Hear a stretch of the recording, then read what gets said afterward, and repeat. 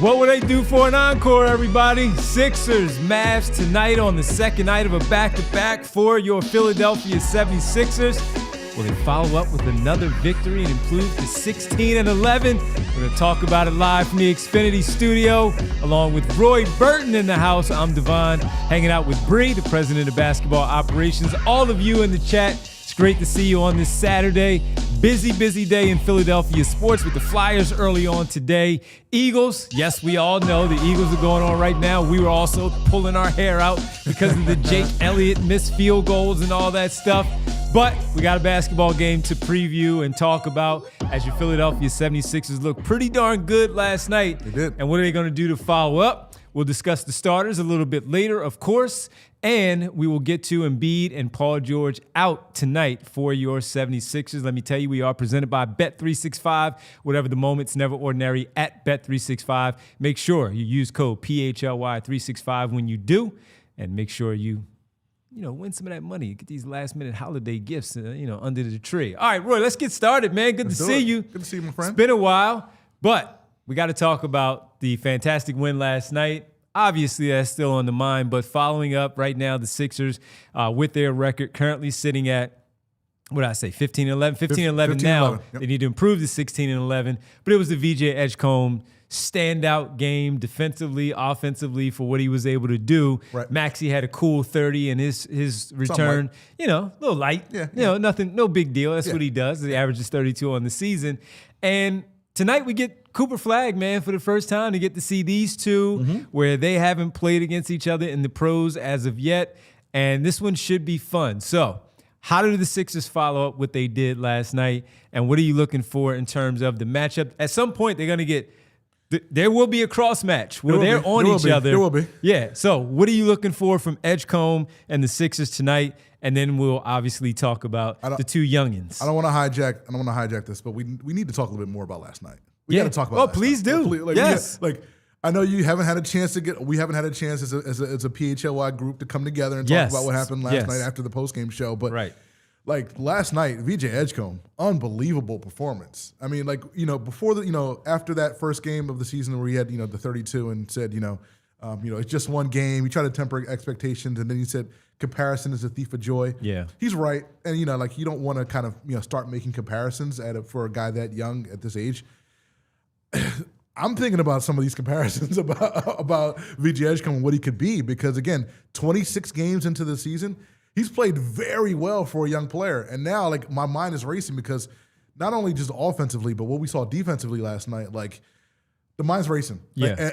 I'm thinking very, the bar that I think most of us had set for VJ Edgecombe, I think everybody's raised it at that point because again, he's slowly becoming a star in this league. Yeah, one of the things that we put out on Twitter last night was, is he growing right before our eyes? Yeah. I mean, outside of that stretch that he had where he struggled. He did struggle, and we see rookies do this all the time where they find he had the great success in the first 5-6 games. Nothing that we could have expected to start off his career through those first 5 games. They were 5-0, and they looked tremendous. 4-0, whatever it was. I don't know. I keep saying it. It was 5-0. 5-0, they looked tremendous, and then he takes a little bit of a dip. He gets a little calf injury later on as well. Kind of threw things off with where he was, but he still made plays. He was still impacting the game, whether it was defensively, offensively. He would hit one big three-pointer in the fourth quarter almost every night because they play a clutch game every night. And in those crunch time games, he would do something. And now when Maxey goes out and it's he, Embiid, and George, and we're wondering where's the offense going to come from the guard position, it came from him. Yeah. And he looked really good. And they were also, he wasn't deferring. He wasn't looking at the vets and saying, hey, you guys got it. Let me just figure out, I'll pick my spots. No, he didn't do any of that. He grabbed hold of that opportunity and took full advantage of it. And last night, with Maxey back, having those 2 previous games where he played with Embiid and George and he looked really, really good, he stepped up with him last night where they combined for over 50-plus points, made the threes that they didn't turn the ball over, only 4 turnovers collectively. And then he played some really good defense against Jalen Brunson in that time, especially down at the end with he and Paul George. Paul George we'll get to a little bit later. He is out. But he and Paul George together looked solid defensively last night. So, as you say it, the comparisons, the thief of joy with it all.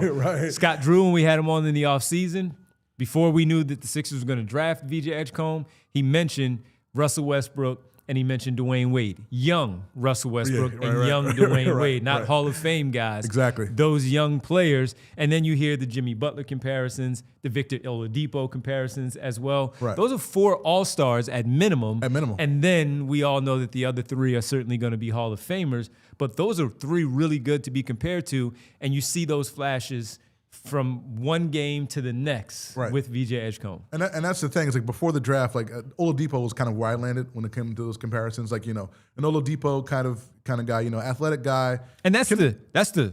That's the floor, right? That's the floor, right? That's the floor. That's a pretty darn good floor. It's not a bad floor. It's not a bad floor. Athletic guy, can score. May not be your primary scorer, but get you buckets. Plus defense. He's been all that and a little bit more this season. And again, like I see the trajectory when we had with Tyrese Maxey, right? Every single year, Tyrese Maxey, comes every offseason, he gets better and better and better. I thought, a couple years ago when he was an All-Star, I was like, all right, might be peak Tyrese Maxey.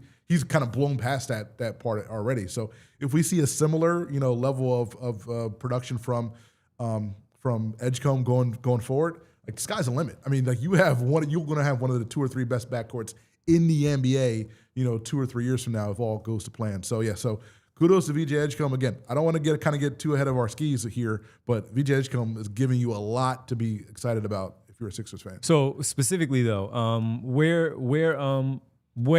does it really stand out for you, the things that you like from him so far? Yeah, so I mean, obviously I like the defense. I mean, like you always worry about, how a guy 6'4" can kind of fit into, as a perimeter defender. Defense has been outstanding, at times, and very good at other times. I'm a little bit more impressed than not impressed. I'm more surprised that he's been able to get to the rim as much as he has been able to, as compared to when he was at Baylor. Like before, at Baylor, he would kind of get like halfway to the basket, kind of get like 9 feet, 10 feet in, and kind of like settle for something. He's been able to get to the rack pretty well. Yeah. And not just have to settle for like that mid range stuff. And again, like at some point, people will adjust, and you'll have to kind of figure out, get a bag of floaters and things like that to kind of, augment your offensive game. But he's more of an offensive talent than I thought, like NBA offensive talent at this point than I thought he was going to be at this age. And again, like I think the sky's the limit for him because again, he's not, like you said, he's not afraid of the moment, right? Like he's not, like if he has to score, he scores. He has to play defense and defer to other people. He does that. So I think he's fitting in perfectly, and I'm very excited about VJ Edgecombe and what he can bring to this team. No, he really is. And look, we'll table the VJ Edgecombe Cooper Flagg conversation until after the break because we need a little bit more time on that. We're not gonna rush through that one because this is gonna be a fun one there in South Philly. So we'll talk about that one after the break. But then I ask you this because you see him with Maxey now. Right. So when you see him with Maxey and you see the growth that's there, and he's going to hit a wall again at some point where he's not dropping 22 a night like we've seen over these course of these 3 games.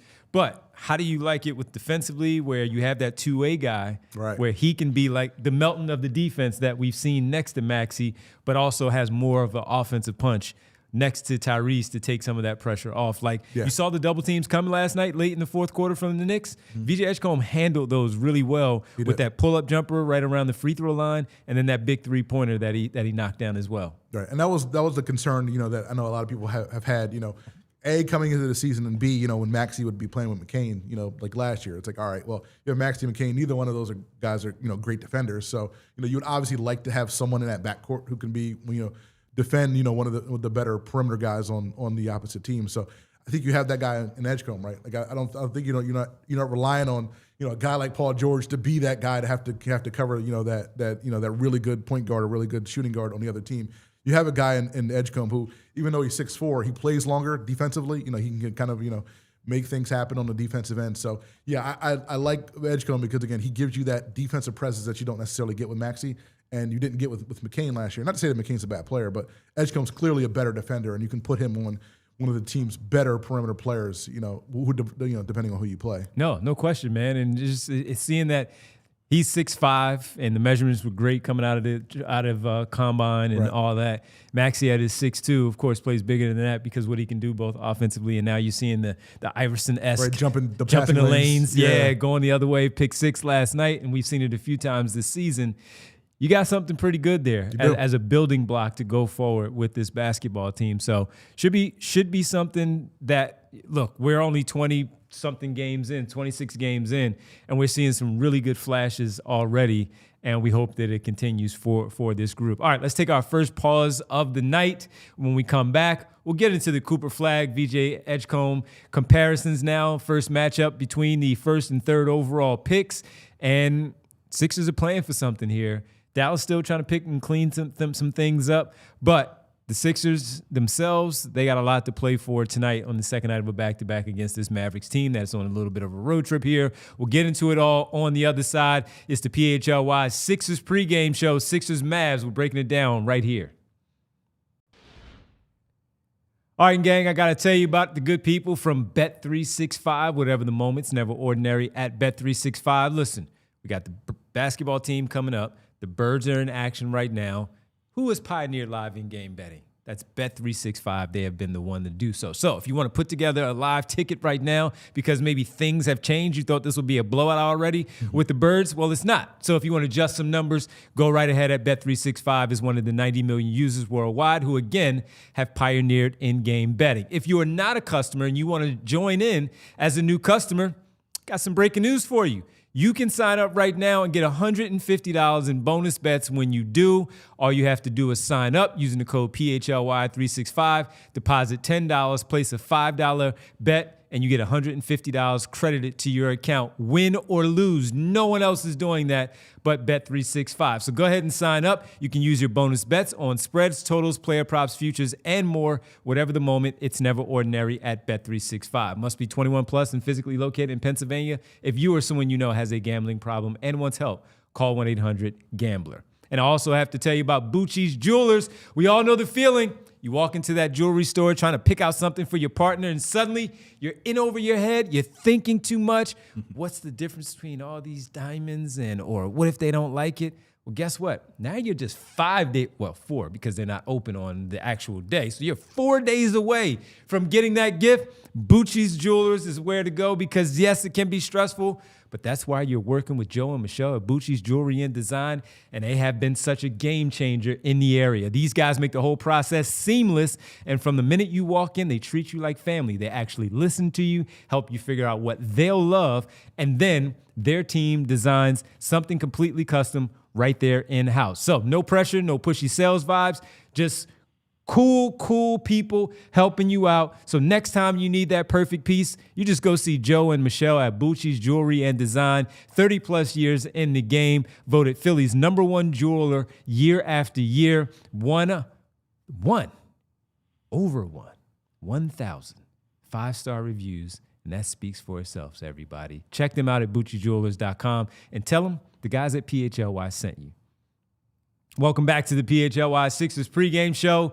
Sixers, VJ Edgecombe, Mavs, Cooper Flagg and company. That's tonight in South Philadelphia, where the Sixers are trying to improve to 5 games over 500 for the first time since the beginning of the season. All right, these two young fellas, Cooper Flagg off to a slow start, but he really started to pick things up as of late, including that one where, I mean, listen, you know, he dropped a little 42 piece as the first time for an 18-year-old to do so. Not bad at all. Not bad at all. Not bad. What are you seeing from him as of late, and now what do you want to see from the two of them? You just mentioned it, right? Like every couple days you kind of turn on the TV and say, you know, Cooper Flagg, first, you know, youngest player to do this since X, or first 18-year-old player to do this, you know, do X.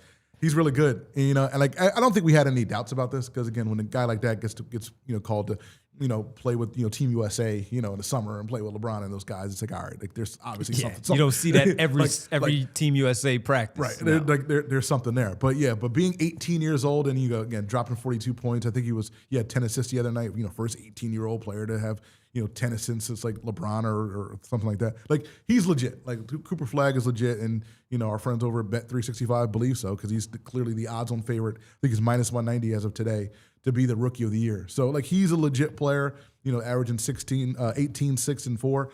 That said, this is a pretty good Rookie of the Year race. I mean, you know, VJ Edgecombe's in the mix as well. So, you know, a couple more good weeks out of VJ, like we're seeing these past 3 games, VJ can kind of narrow that gap a little bit. Yeah. And look, VJ got off to the hot start. He was atop the rookie ladder.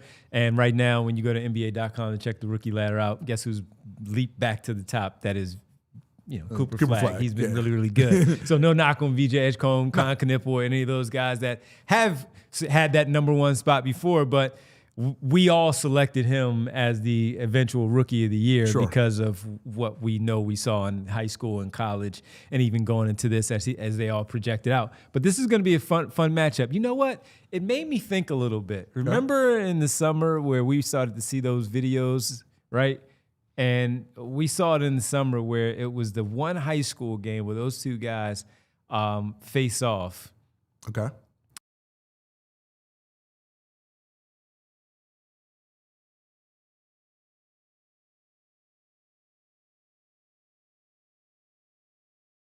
Let's roll the tape. Cooper Flagg. You not like that? You not like that? Put it in jail, KBJ. Put his ass in jail. You gotta be kidding me. All right, man. So look.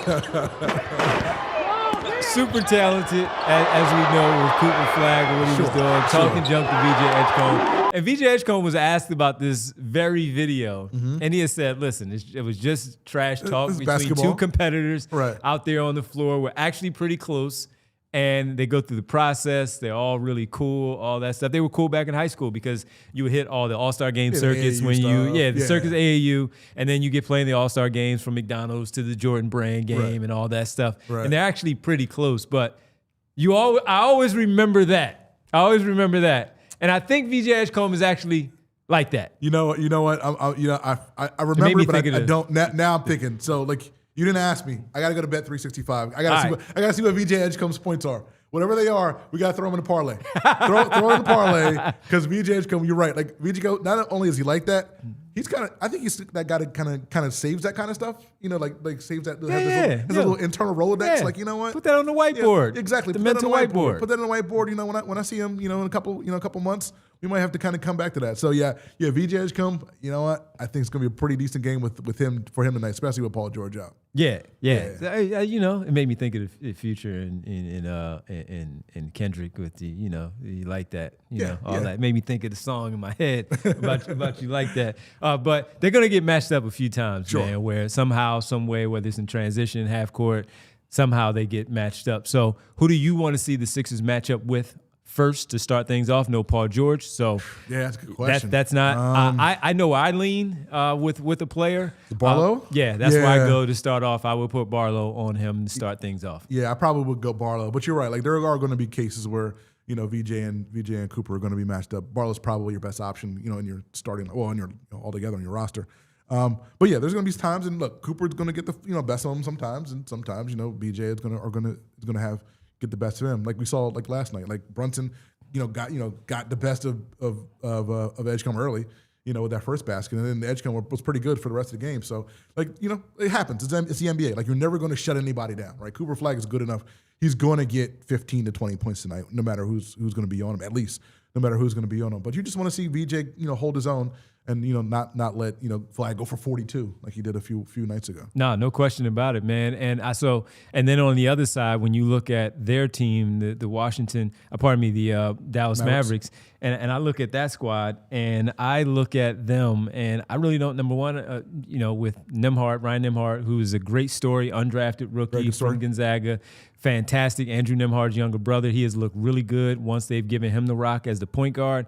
Maxey can have some success against him. So you figure that's where they'll go there. But on the other side, that's why I think sometimes they will get caught up, matched up equally there because, Klay Thompson has been coming off the bench. I don't even know. I have to double check to make sure he's actually playing tonight. He is playing tonight. Yeah, he's playing. Coming off the bench. So he has been coming off the bench. You have Najee Marshall. He is a bigger body, so maybe that's somewhere where they might go when it comes to VJ Edgecombe tonight. So I'm curious to see how they go out there with the lineups and what they do. Yeah, they have four of their starters are 6'7" and taller, right? So you have a little bit of a height advantage, but I think you have a lot of bit of athleticism advantage when it comes to this. I think Maxey and Edgecombe, they're going to be faced up. Well, not Maxey necessarily, but Edgecombe probably is going to be faced up against a guy a little bigger than him, taller than him. But I think Edgecombe, what we've seen, like he's been able to get to the basket and kind of create a shot, even with a bigger defender on him. So I'm not really concerned about Edgecombe's, offense tonight. And I think, again, with Paul George out, obviously he's going to have to pick up a little bit more of that slack. So yeah. So just in terms of what they have, again, Nembhard, Flagg, Najee Marshall, those types of players, we'll see where they match up. All right, but they match up that way also because there is no Paul George. Paul George out. He has been really, really good. Last night he stunk 2 for 10 from the floor. He did some good things defensively, as we said. But points-wise, where we've seen it, where he's had 20-plus in the last couple of games. He had the 35-point outburst that he did in that one loss to Atlanta. Not his night last night. He gets the night off tonight. Knee management, once again, that they have. And we figured that would be the case on the second night of a back-to-back. But I was hoping upon hope that maybe, just maybe, that George would be the one that did play. And as we see the continued growth or the continued comfortability within that knee where it's no longer a problem, that we would see him out there on the second night of a back-to-back. That's not the case tonight. Yeah, not the case tonight, unfortunately. So Sixers going a little smaller with the starting lineup with Quentin Grimes. I guess my question to you, because we've seen a lot of Jared McCain talk, on the timeline. Jared McCain's seems to be like that first, second guy off the bench. Not necessarily over any of these other three guys in the lineup. Do you think that's a Nick Nurse not trusting Jared McCain kind of thing, or just Nick Nurse just sees that Jared McCain is just literally just fourth in the hierarchy, and it's just like look, I'm going to play the guys who I think can are the better players, and Jared McCain just falls to the bottom. I think it has been a lot of the lack of trust. Yeah, when it comes to him and not trusting him enough because of him showing that just simply hasn't done enough to trust him and missing the shots, some defensive assignments where things have not gone his way as well. And I think that's where things have gone for him, and I think that's why he has not been able to get what we believe he should get in terms of time. Now, with that being said, with that time, I mean, now you're going to need him. Right. You got to play him. And last night it was good to see what he did. He was pretty decent last night. And he was in the closing lineup as well. So probably see him tonight a little bit more. Sure. And go with those smaller lineups. Now, they do have a bigger lineup, as you said, with a lot of the guys at 6'5" and up. Right. And but he answered that task last night when it came to, at times, it was more Brunson and Kolek, and it wasn't Kale or OG Anunoby and Josh Hart. It was the two smaller guards. Nembhard, yes. Everybody else, not so much. Not so much, right. Yeah. So I'm curious to see how it plays out if he's able to get into some of those opportunities there in the paint where he gets those scoop shots or those layup opportunities, or if it's where he is simply on the perimeter having to navigate and try to find and hunt his shots from behind the three-point line or somewhere in that mid-range. Yeah. And one other thing tonight, Adem Bona. Please stay out of foul trouble. You got to stay out of foul trouble, my brother. Yeah. Like last night was just unbelievable. Like he picked up 3 fouls in 5 minutes, 6 minutes. It was 3 minutes. Was it 3 First minutes? 3 minutes. It was 3 minutes? Yeah. Jeez. Yeah. It's like we cannot afford I'll go back and double check and give you the exact to pick up that many fouls in that short of a period of time without Joel Embiid. Again, if you want to, he's in he's a young, athletic, kind of bouncy kind of guy. Like you're in a good position to make money in this league. Like you cannot. Especially when your team needs you because you're shorthanded, you can't pick up 3 fouls that quickly. 3 minutes and 26 seconds exactly was his run in the first half with those 3 personal fouls. Unbelievable. You can't, and with a big team like the Mavericks, you cannot do that tonight. You can't. And also, you can't have Andre Drummond play 35 minutes back-to-back nights. Yeah. You just can't do it. And look, Andre Drummond is going to, he's going to secure those rebounds that he does. He's going to have a tough one tonight against Anthony Davis. Right. For the rebounding, you have to help him on the boards when your minutes are out there. You have Paul George. He was the second leading rebounder last night on the team, and he finished with 6. Right. They got destroyed on the glass last night. 57-36. Yeah. You need to help him. When he's not in there, you have to be the one locking in those rebounds. Yep. Barlow will get his. Right. Walker will also contribute as best as possible. Bona, you have to get your rebounds. You have to get your rebounds. Again, like God bless Andre Drummond. Again, he's however old he is. Like he's only going to give you so many minutes and so many rebounds. Again, he's going to have probably double-digit rebounds if he plays long enough tonight, not in the foul trouble. You got to help out, brother. And the thing is, our guards rebound pretty well for their size. Sure. But that being said, again, like you as a big man need to come in, give us your 15 to 20 minutes, and give us 6 to 8 rebounds. Like you can't get in the foul trouble like you did last night. Cannot happen. Cannot happen. No. Cannot happen there tonight. No, it's unacceptable. I said it last night. I think Bree actually made this and posted it on our PHLY_Sixers Twitter account where, I was like, it's unacceptable. It's unacceptable. Like as a backup, like center, you can't do that. Like you cannot do you understand like that your team's going to be shorthanded 35 games a year without Joel Embiid. Like, it is your job to be on the floor as much as possible. And last night was unacceptable. Aside from that 3 minutes and 26 seconds in the first half, minutes and 20 seconds in the second half, you have to help out on the glass, especially when you see what Mitchell Robinson is doing. Karl Anthony Towns is rebounding the basketball as well. Both of them hit double digits last night with Mitchell Robinson, including Josh Hart, who had 10 boards. Right. You had to help out on the glass. Now, look, they got away with it last night and picked up the victory.